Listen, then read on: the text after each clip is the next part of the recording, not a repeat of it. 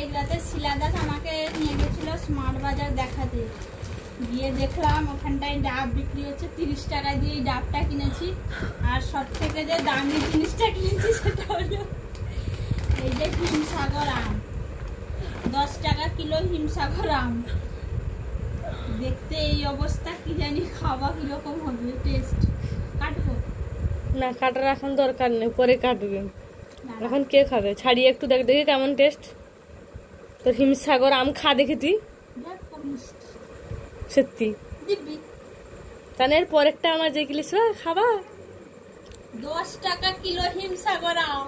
ও সেই টেস্ট। 10 টাকা দিকিলিস আম দিদি, 10 টাকা দিকিলিস।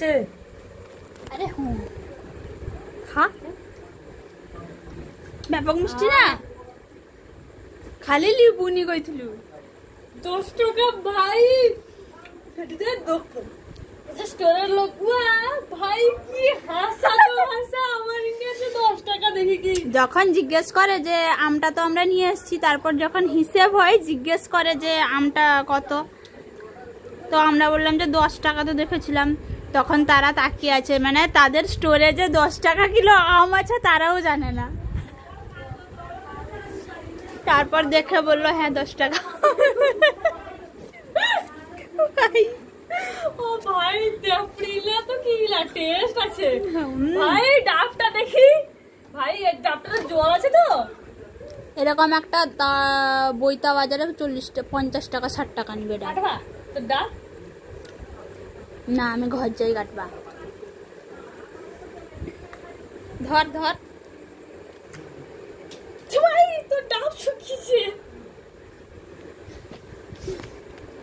আমি ভাই গরিব লোক, আমার এই 10 টাকা আর 30 টাকা, মাত্র 40 টাকার জিনিস। আর বাকি কত টাকা হয়েছিল? 636 টাকা। না, 550 টাকা। ওই তো রিটার্ন। হ্যাঁ, আর বাকি 500 টাকার জিনিস শিলাদাসের।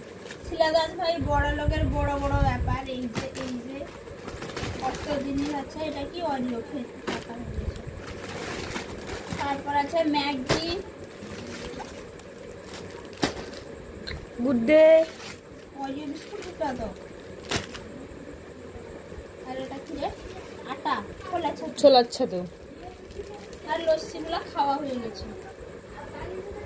ভাই স্মার্ট বাজারে কি নেই, এমন অনেক জিনিস আছে না আমি জানি না। দেখে অবাক, আই এম তো অবাক। আমার ফোনটা সুইচ অফ ছিল, ওই জন্য ফোনটা নিয়ে যেতে পারলাম। ব্যাগটা কত দাম নিয়েছিল? ব্যাগটা 9 টাকা। ব্যাগটার দাম আমি দিদিকে বারবার করে স্মার্ট বাজার এক্সট্রা কারি